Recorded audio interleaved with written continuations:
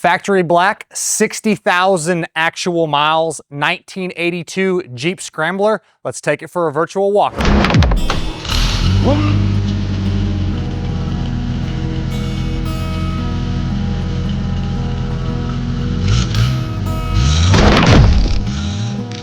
Because we're still freezing our asses off here in Texas, we're gonna do another virtual walk around for you. We're gonna dive into all the highlights on this Jeep, so let's get right into it.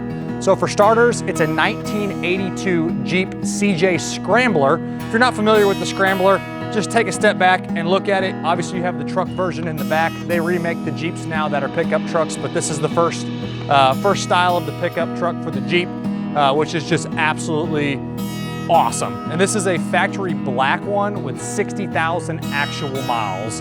So for starters, we're gonna talk about the mechanicals. It has its original numbers matching 4.2 liter or 258 cubic inches. It is the original motor that this Jeep was born with, and it's a factory 4-speed Jeep, which is really cool. So we'll pop the hood, look at a couple things underneath the hood here. But it really is a very stock style Jeep.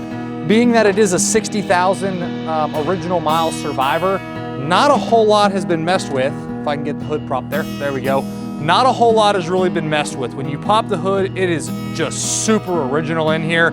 You have a stock style radiator. It is the numbers matching motor. You have your factory air cleaner, power steering, power front disc brakes, and it runs and drives fantastic. There's really no complaints when it comes to the mechanicals on this Jeep. I would hop in it and drive it just about anywhere you want to go. Being a 60,000 mile truck, it hasn't been used and abused. It's just a good style or stock style survivor Jeep. So we'll close the hood here like we normally do. We'll hop on the inside here. We'll crank it up, let y'all hear it run, and we'll talk about the other aspects of the Jeep.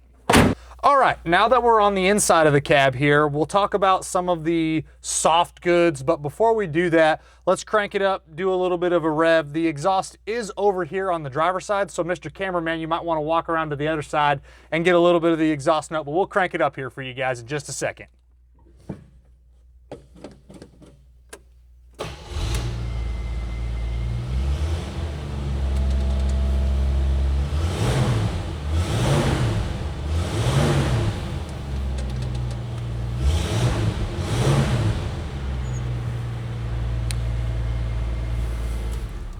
As y'all can hear, it sounds like a Jeep. It still has a single exhaust on there. You're not buying one of these for it to sound like a muscle car, but it has a good exhaust note to it. You do hear more motor than you do exhaust going down the road, but it sounds exactly like what you'd want a Jeep to sound like. On the interior, it is a very stock and a very original interior. You have your factory bucket seats on the left and the right side here.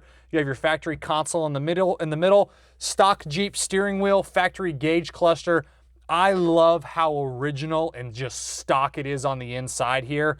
The only things that have really been changed is right underneath my ass. The seat bottom looks like it's been replaced on the insert of the seat here.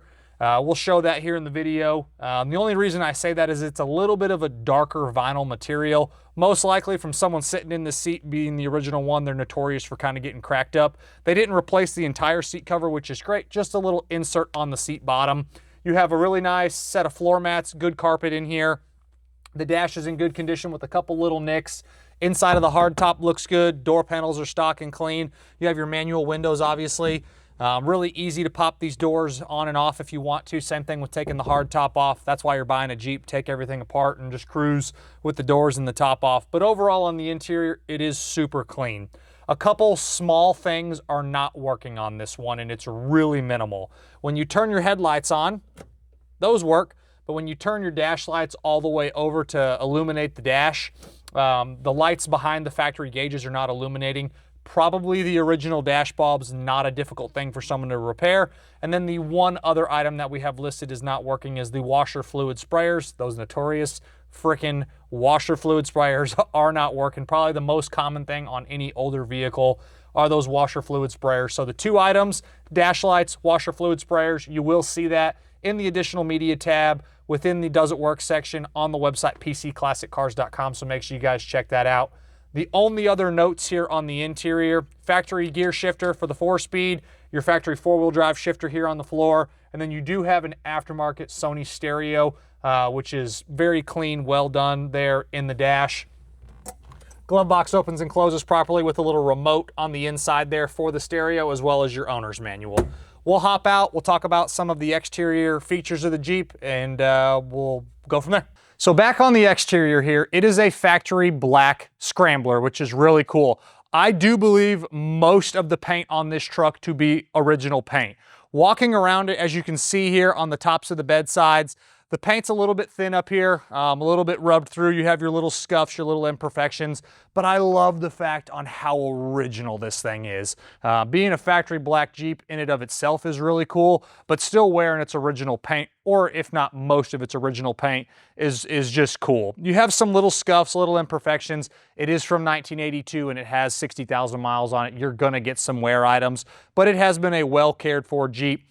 You have your stock 15-inch steel Jeep wheels. You have your Goodyear Wrangler white lined tires. The tires are matching all the way around. They are a 2013 date code, but they have plenty of tread, no dry rot, no cracking on the tires. My personal preference, if you follow our videos, you know we love our white letter BFG tires, so that's what I would personally go with when the time comes to replace the tires, but they are still in good shape. You have your factory hood releases here.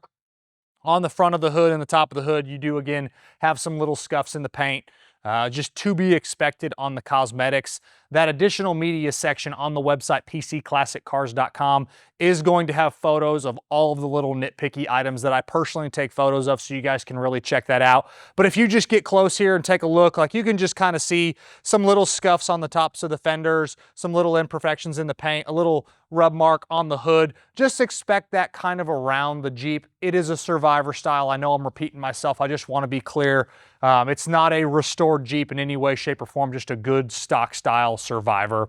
Coming around to the back here, you can kind of see on the roll bar, it has some paint imperfections as well, but you have your matching wheel, matching tire, just a good looking truck. The tailgate, I do believe, has been repainted.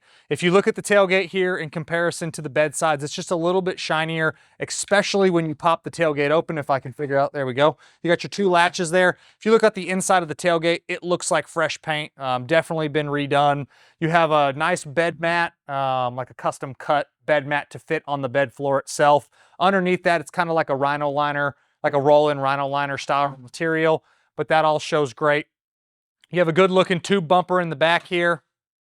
And then pretty much the last thing on this one is when you're talking about any four-wheel drive or you're talking about a Jeep, you're always concerned about rust issues. You're concerned about things being replaced or rotted out on the underneath.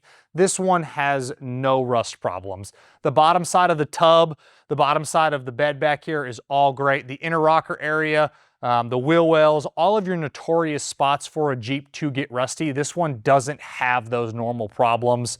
Again, it is a clean Carfax. It is a documented 60,000 and some change miles on this one. So fighting rust battles, you're already starting off a little bit better, being that it's a lower mileage Jeep, but it looks like it's been a well cared for one. The underneath falls into the same category as a great style Survivor when it comes to a Jeep Scrambler. So that's pretty much our walkthrough today on this Jeep. As always, we appreciate y'all stopping in.